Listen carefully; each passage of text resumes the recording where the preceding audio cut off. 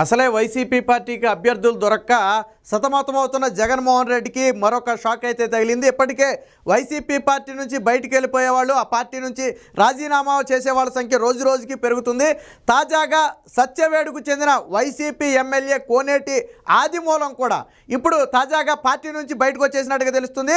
ఈరోజు నారా లోకేష్ని కలవటం అనేది వైసీపీ వర్గాల్లో ఒకసారిగా చర్చగా మారింది. మనకు తెలుసు 2 రోజుల క్రితం ఇదే ఆదిమూలం పెద్దిరెడ్డి రామచంద్రారెడ్డి మీద తీవ్రమైన వ్యాఖ్యలు చేయడం జరిగింది.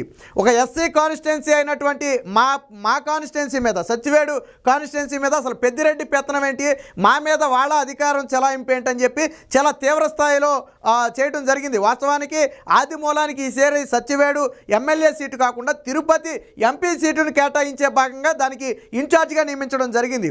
బట్ తనకు ఎమ్మెల్యే సీటు రాకుండా పెద్దిరెడ్డి రామచంద్రారెడ్డి అడ్డుకున్నాడని తీవ్ర మనస్తాపం చెందిన ఆదిమూలం తనకు ఎంపీ సీటు కూడా అవసరం లేదని చెప్పి ఈరోజు బయటకైతే రావడం జరిగింది. టీడీపీ జాతీయ ప్రధాన కార్యదర్శి ఉన్న నారా లోకేష్ని తన కుమారుడితో కలిసి వెళ్ళి కలవడంతో దాదాపుగా తెలుగుదేశం పార్టీ తీర్థం పుచ్చుకోవడం ఖాయంగా కనపడింది. ఈ రోజు రేపట్లో ఆ పార్టీకి అలాగే ఎమ్మెల్యే పదవికి రెండింటికి కూడా రాజీనామా చేయొచ్చని తెలుస్తుంది. ఇక పెద్దిరెడ్డి మీద చేసిన వ్యాఖ్యలు అనేవి ఇప్పుడు రాష్ట్ర వ్యాప్తంగా కూడా సంచలనంగా మారాయి. ఎందుకంటే తనకు టికెట్ రాకపోవడానికి కారణమే కాకుండా తమ నియోజకవర్గంలో గత 5 ఏళ్లుగా పెద్దిరెడ్డే పెత్తనం చేస్తున్నాడు, తమకు ఏమాత్రం అవకాశం లేకుండా పెద్దిరెడ్డే తన నియోజకవర్గాన్ని కూడా ఏలుతున్నాడని, అలాంటప్పుడు మమ్మల్ని ఎన్నుకోవడం ఎందుకు, మమ్మల్ని శాసనసభ్యులు చేయడం ఎందుకు, ప్రజలు నమ్మి మమ్మల్ని గెలిపిస్తే పెద్దిరెడ్డి పెత్తనం చేస్తున్నాడు. పైగా మైనింగ్ పూర్తిగా ఈ 5 ఏళ్లలో ఇసుక రూపంలో కానివ్వండి, మైనింగ్ రూపంలో కానివ్వండి, పెద్దిరెడ్డి రామచంద్రారెడ్డి వేల కోట్ల రూపాయలు దోచుకున్నాడు. దానిని అడ్డుకునే ప్రయత్నం చేశామనే ఈరోజు మా మీద కక్ష కట్టి నాకు ఇక్కడ ఎమ్మెల్యే సీట్ రాకుండా పెద్దిరెడ్డి రామచంద్రారెడ్డి అనుకున్నాడు. ఇప్పుడు నేను ఆయన మీద విమర్శలు చేశానని దాదాపు 7-8 మండలాలకు చెందిన నేతలందరినీ కూడా ఉసిగొల్పి నా మీద తీవ్రమైన విమర్శలు అయితే చేస్తున్నారు. నేను నాడు జగన్మోహన్ రెడ్డిని నమ్మి వచ్చాను తప్ప పెద్దిరెడ్డి రామచంద్రారెడ్డి లాగా దోచుకోవడానికి నేను రాలేదు. ఈ 5 ఏళ్ల పాటు నేను ఎప్పుడూ కూడా ప్రజల సొమ్ము రూపాయి కూడా నేనైతే తినలేదని చెప్పి తీవ్ర ఆరోపణలు చేశాడు. సో 1980లో పెద్దిరెడ్డి రామచంద్రారెడ్డికి స్కూటర్కే దిక్కులేని పరిస్థితి. మరి ఈరోజు వేల కోట్లు ఎలా వచ్చాయో చెప్పాలి, నాకు వాళ్ళ చరిత్ర మొత్తం కూడా నాకు తెలుసు అని చెప్పి, వాళ్ళ తండ్రి దగ్గర నుంచి వాళ్ళ చరిత్ర మొత్తం కూడా నాకు తెలుసు అని చెప్పి ఈరోజు ఆదిమూలం చాలా ఘాటైన వ్యాఖ్యలు అయితే చేయడం జరిగింది. ఇది వైసీపీలో చర్చగా మారింది. పెద్దిరెడ్డి రామచంద్రారెడ్డి మీద గతంలో సింగనమల ఎమ్మెల్యే పద్మావతి కూడా పరోక్షంగా విమర్శలు చేసింది. మా నియోజకవర్గానికి నీళ్లు రాకుండా అడ్డుకుంటున్నాడు, దళితులు అనే కదా మా మీద ఈ కక్ష సాధింపు అని చెప్పి వ్యాఖ్యానించింది. ఇప్పుడు ఆదిమూలం కూడా వ్యాఖ్యానించాడు. అంటే పెద్దిరెడ్డి రామచంద్రారెడ్డి దళిత నియోజకవర్గాల మీద పెత్తనం చెలాయిస్తున్నాడు అన్నమాట వాస్తవం. 100కు 200% వాస్తవం.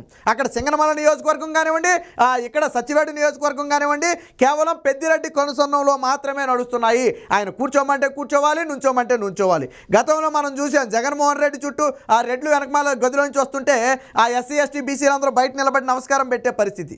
సో అది నియోజకవర్గాల్లో కూడా అదే పరిస్థితి ఉంది. గతంలో కూడా మా నియోజకవర్గానికి నీళ్లు తేవాలని నేను పోరాటం చేస్తుంటే జగన్మోహన్ రెడ్డి దగ్గర పంచాయతీ పెట్టి కొంతమంది నన్ను వేధిస్తున్నారని చెప్పి పరోక్ష విమర్శలు చేసింది పద్మావతి. సో ఆవిడికి జొన్నలగడ్డ పద్మావతి. సరే ఇప్పుడు ఆవిడ టికెట్ కూడా పీకేశారు అనుకోండి.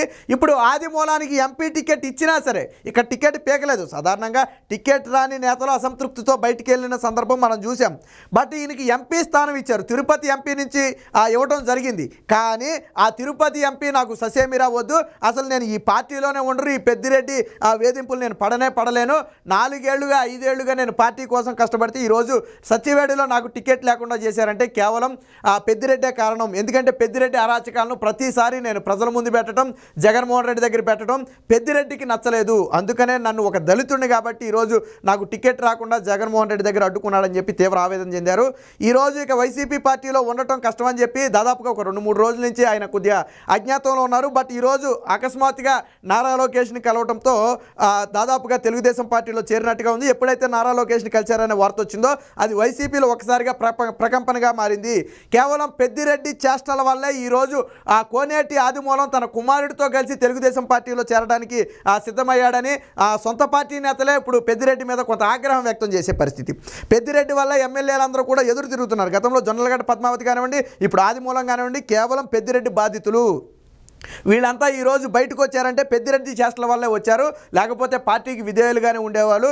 కేవలం ఇలాంటి నేతల వల్లే ఆ పార్టీ నష్టపోతుందని చెప్పి ఇప్పుడు పరోక్షంగా కూడా పెద్దిరెడ్డి మీద విమర్శలు చేసే పరిస్థితి. ఇప్పటివరకు దీని మీద అయితే జగన్మోహన్ రెడ్డి స్పందించలేదు. కానీ ఆ మూలిగే నక్క మీద తాటి పండు పడ్డట్టుగా అసలే పార్టీ నేతలను ఎలా కాపాడుకోవాలో తెలియక సతమతమవుతున్న జగన్మోహన్ రెడ్డికి ఇప్పుడు సత్యవేడు నియోజకవర్గం నుంచి ఆదిమూలం కూడా హ్యాండ్ ఇవ్వటం అనేది ఒక రకంగా కోలుకోలేని దెబ్బే. మరి ఇప్పుడు వాస్తవానికి తిరుపతి పార్లమెంటుకు ఆదిమూలాన్ని పంపాలని చూశారు కానీ బట్ ఆయన ససేమిరా అని చెప్పి ఇప్పుడు తెలుగుదేశం పార్టీలో చేరడానికి సిద్ధమైన నేపథ్యంలో ఇప్పుడు తిరుపతి టికెట్ ఎత్తుక్కోవాలి. వాస్తవానికి వైసీపీకి ఎంపీ అభ్యర్థుల కొరువు ఏర్పడింది. ఎంపీ అభ్యర్థులు కావాలని చెప్పి బోర్డు పెట్టే పరిస్థితి, పైగా దానికి 180 కోట్లు డిపాజిట్ చేయాలంటంతో ఎవరు ముందుకు రాని పరిస్థితి. అటు మచిలీపట్నం కానివ్వండి, ఇప్పుడు నరసరావుపేట కానివ్వండి, ఇప్పుడు తిరుపతి కానివ్వండి, ఈ నియోజకవర్గాల్ని ఎంపీ అభ్యర్థులను పెట్టాలంటేనే కష్టంగా మారిన పరిస్థితి. అటు ఒంగోలు కానివ్వండి, ఇవన్నీ కూడా ఒంగోలు అంటే ఆల్రెడీ ఎవరో రోజాను పంపే ప్రయత్నం జరుగుతుందని చెప్పి వస్తున్న నేపథ్యంలో సో ఏది ఏమైనప్పటికీ మొత్తానికి ఎంపీ అభ్యర్థులు కొరవైతే ఏర్పడినట్టుగా అయితే మనకు తెలుస్తుంది. ఆల్రెడీ ఇప్పటికే రాజమండ్రి ఎంపీ భరత్ లాంటి వాళ్ళు కానివ్వండి, వంగగీత లాంటి వాళ్ళు కానివ్వండి ఆ ఎంపీలుగా పోటీ చేయడానికి ససేమిరా అంటున్నారు. ఏలూరు ఎంపీకి దాదాపుగా ఆయన పూర్తిగా దూరం అయిపోయిన పరిస్థితి. సో ఇలాంటి పరిస్థితుల్లో పూర్తిగా ఇప్పుడు మరొక ఎంపీ అభ్యర్థి దొరికాడు అనుకున్న నేపథ్యంలో ఆయన కూడా హ్యాండ్ ఇవ్వడం అనేది వైసీపీకి బిగ్ షాక్గా చెప్పొచ్చు. ఏది ఏమైనా వైసీపీ నుంచి బయటకు వెళ్ళిపోయే వారి సంఖ్య రోజు రోజుకి పెరుగుతుంది. ఇది వైసీపీ పార్టీని కోలుకోలేని విధంగా దెబ్బ కొడుతుంది.